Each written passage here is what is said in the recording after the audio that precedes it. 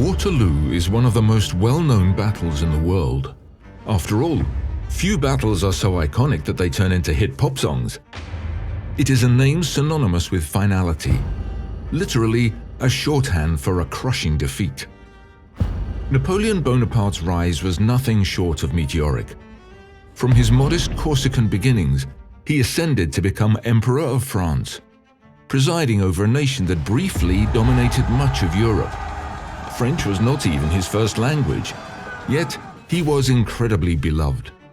He left a very complex legacy. He established the Napoleonic Code, which is even still used as the French legal code today, created a public school system, emancipated Jews, and established a centralized state at the expense of the church.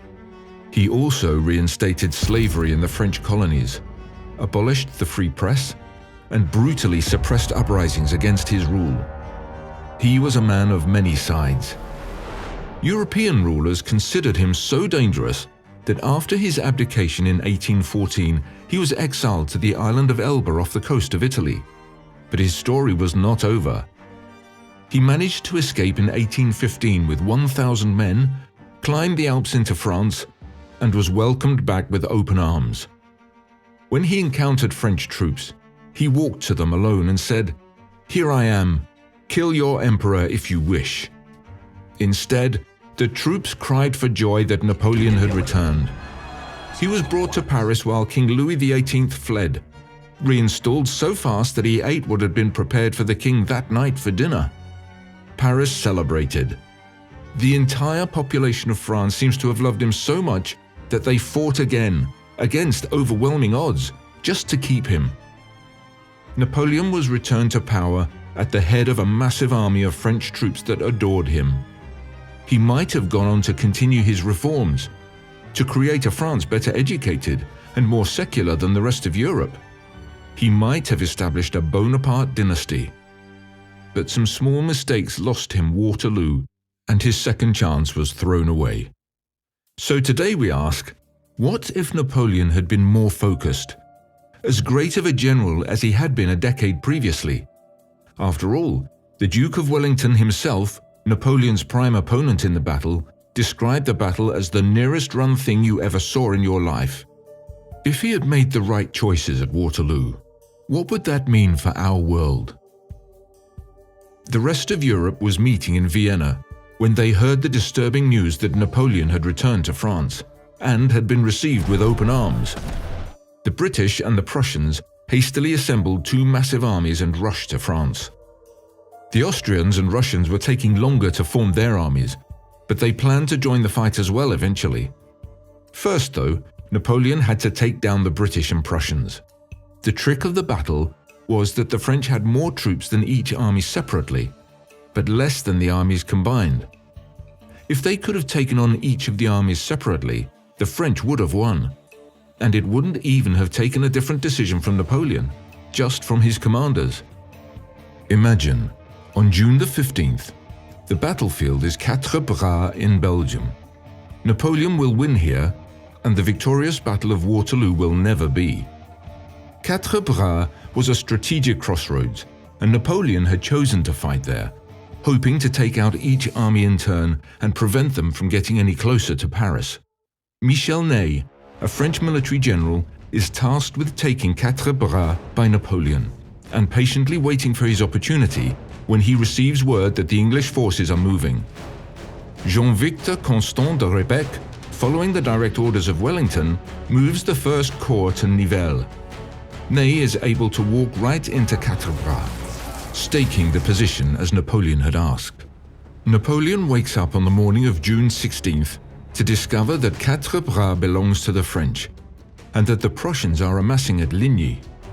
He rushes to Fleurus, directly across from Ligny. Safe in the knowledge that Ney has protected his left flank, he attacks the Prussians at 12. There is fierce fighting, until d'Erlon's First Corps appear to attack the right Prussian flank.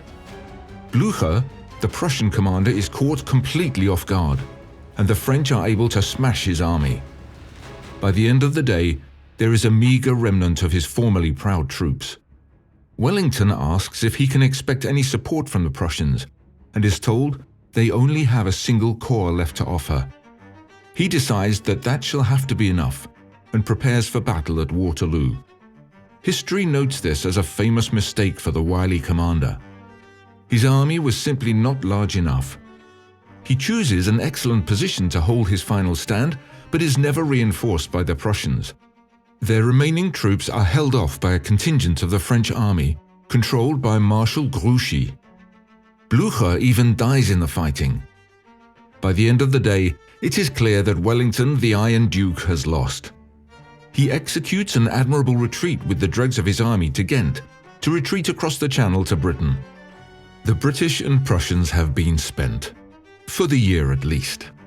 Napoleon is left victorious for another day, but there are still 200,000 Austrian and Russian troops on their way to France. The French people celebrate their victory wildly, and there is jubilation in the streets of Paris. Napoleon frantically works to add as many new recruits into his army as possible, but he lacks enough of the most powerful weapon: time. Napoleon works furiously to be prepared for the Austrian and Russian coalition, led by the Austrian Field Marshal Karl Philipp. His army is excited to face down the Austrians and Russians, believing that they now have a chance to keep their beloved emperor. Napoleon fights well against an army twice his size, winning a skirmish at Belfort, forcing a small Austrian retreat at Nogent. These victories buy the French a few weeks, but the Austrians and Russians are slowly, inexorably walking towards Paris, and Napoleon will have to challenge them in the field before they arrive if he does not want his capital besieged. He chooses to make his stand at Montbéliard, where there is hilly terrain and a river to hide behind. Napoleon fights brilliantly, but eventually his center is overwhelmed by sheer numbers. He makes a fighting retreat across the Doubs River, but whole sections of the French army are left behind. The Russians and Austrians have 80,000 casualties, but the French have 50,000, an unsustainable amount. Napoleon recognizes that Paris would fall into coalition hands soon and offers a hasty deal. He will abdicate and willingly head to whatever island where they wish to send him, provided his son is allowed to rule France. The Austrians and Russians force Napoleon to abdicate yet again unconditionally, to save Paris. He is shipped away to the tiny island of St. Helena, off the coast of South America. This time, he is not just a boat ride away from Europe. This time, there shall be no triumphant escape. Another conference is called at Vienna, just a year after the last one. There, the Austrians reveal that they actually think putting Napoleon's son on the throne is a splendid idea. His mother is a Habsburg after all, and the Bourbons had proved by letting Napoleon retake France so easily that they were extremely unpopular. The British are livid and argue furiously for the return of the Bourbons. But Prince Metternich, the foreign minister of the Austrian emperor, responds that perhaps if the British cared so much about the outcome of mainland Europe, Wellington should not have fled after Waterloo. Napoleon II is officially crowned King of the French. He's only 4 years old and is surrounded by advisors whom the European powers believe they can work with. His stepbrother, Eugène de Beauharnais, is selected to be regent, widely accepted as he had not fought with Napoleon in 1815. At last, the Bonaparte dynasty's rule is secure. In 1821, when Napoleon dies, Eugène builds a massive tomb on the banks of the Seine for his stepfather and arranges for Napoleon to have a public funeral in Paris. Hundreds of thousands of French citizens flood the streets to publicly bid a farewell to their beloved emperor. Napoleon II, 10 years old, sees how much the people loved his father, and he swears that he shall honor his father's legacy and make him proud. Napoleon II takes control of France in his own right in 1824. He is known as an emperor who loves to spend on the arts, on sciences, on new gardens in the center of Paris. Napoleon II reinstates free speech in France, re-emancipates Jews and other religious minorities, and he helps organize a magnificent rebuilding of Paris. In 1830, he is married in the Louvre, as his father once was, to Matilda Caroline von Wittelsbach, Princess of Bavaria.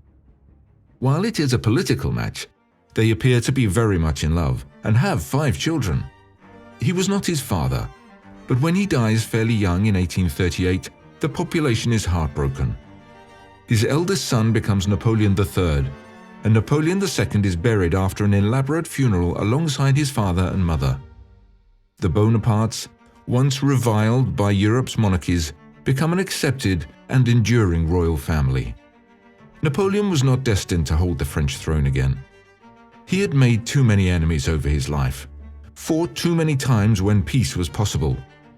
But he was beloved, not only for his conquests, but for the vision he had of what France could be.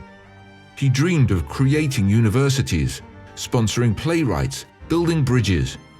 His family could have continued that legacy and created a France far different from the one we know today. Regardless of what could have been, Napoleon is one of the largest figures in history, even if he was only 5'2". What other what-ifs from history would you like to explore? Let us know in the comments, and don't forget to like and subscribe.